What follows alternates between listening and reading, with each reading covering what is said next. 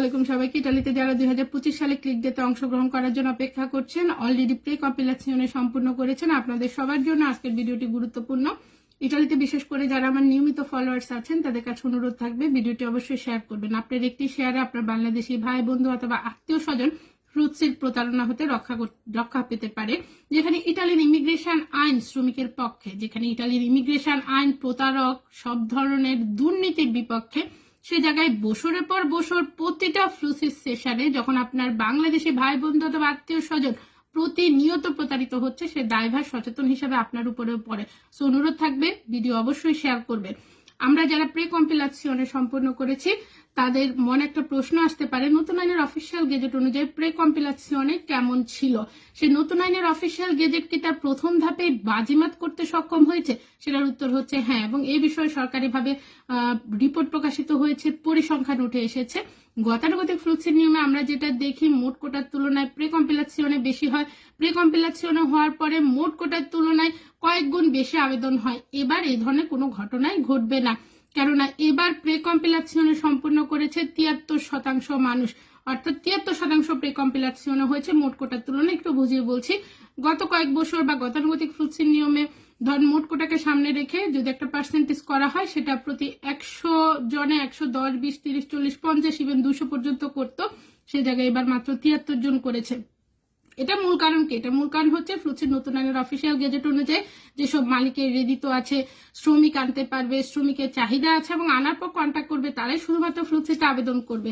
যদি এর বিপরীতে তারা কোনো ঘটনা ঘটায়, অর্থাৎ শ্রমিক আনার পর শ্রমিককে কন্ট্যাক্ট না করে, সেক্ষেত্রে তাদেরকে 3 বছরের স্যাংশন দেওয়া হবে, যে স্যাংশনের অধীনে তারা 3 বছর পর পর ফ্লুক্সিতে অংশগ্রহণ করতে পারবে না। এ থেকে কিন্তু মালিক পক্ষে অনেকটা অনীহা জন্ম নিয়েছে। এছাড়া ফ্লুক্সিতে যত রকমের দুর্নীতি, এছাড়া অবৈধভাবে ফ্লুক্সি ছাড়াও এবং ফ্লুক্সির মাধ্যমেও যারা প্রবেশ করছে, তারা কিন্তু ইটালির সরকারের কাছে একটি বোঝা। যেখানে ফ্লুক্সের উদ্দেশ্য হচ্ছে বৈধভাবে শ্রমিক প্রবেশ করবে, একটা নন কমিউনিটারিদেরকে সুযোগ দেওয়া হবে ইটালির শ্রমবাজারে শ্রমঘাটতি পূরণ করার জন্য।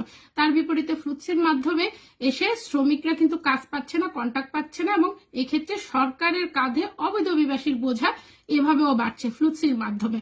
এবং সরকারের বিভিন্ন তদন্ত রিপোর্টে উঠে এসেছে, বিভিন্ন দেশে তাদের অবস্থানরত বিএফএস গ্লোবালের বিভিন্ন ধরনের সিলমোহর, বিভিন্ন ধরনের ফ্যাট নকল করে ইভেন তো ভিসারও জালিয়াতি হচ্ছে নুলস্তা এবং রিচিবুতার পাশাপাশি। এবং ভিসা বিক্রি বিষয়টাও সরকারের তদন্ত রিপোর্টে উঠে এসেছে। এবং ভিসা বিক্রির সাথে সবচেয়ে সম্পর্কযুক্ত 3টি দেশ হচ্ছে বাংলাদেশ, ফিলিপাইন এবং পাকিস্তান।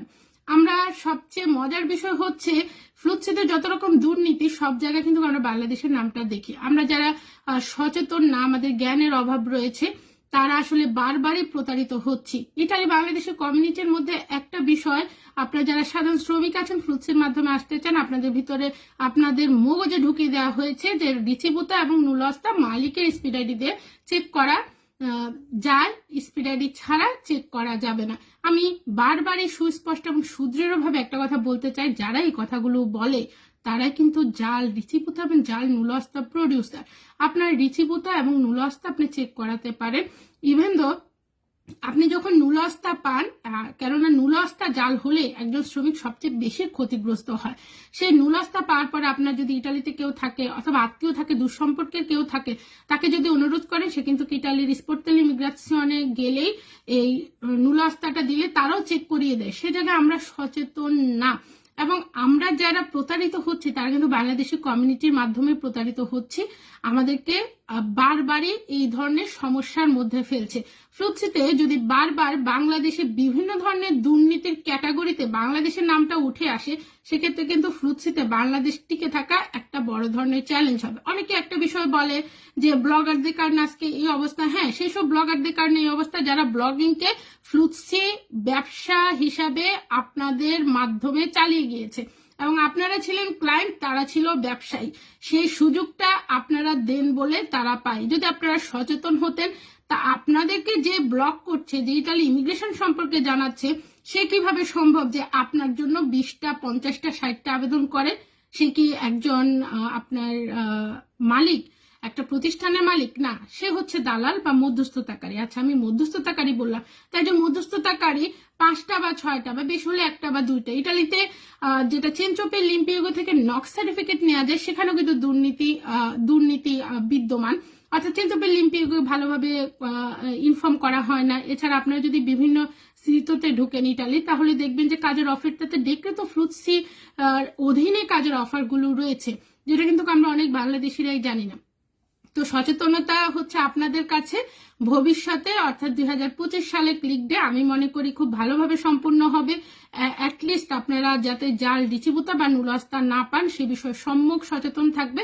আর যদি পানও, সেক্ষেত্রে জাল ডিচিবুতা এবং জাল নুলস্তা আপনাদেরকে যে দিয়েছে তার এগেনস্টে আইনি প্রক্রিয়া গ্রহণ করেন ইটালিতে আপনাদের পরিচিত কোনো বাংলাদেশি থাকলে। আর যারা পরিচিত আছেন বা সচেতন আছেন এই ধরনের ভুক্তভোগীদের পাশে দাঁড়ান।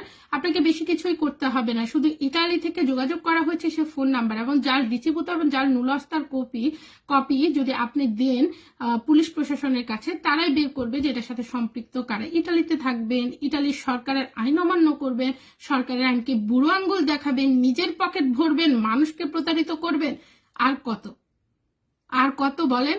এবার আপনারা থামতে হবে, কারণ এবার সরকারের নতুন আইনের অফিসিয়াল গেজেট প্রথম থেকেই তার কার্যক্রম দেখানো শুরু করেছে। তো সবাই ভালো থাকবেন, সুস্থ থাকবেন। আল্লাহ হাফেজ, আসসালামু আলাইকুম।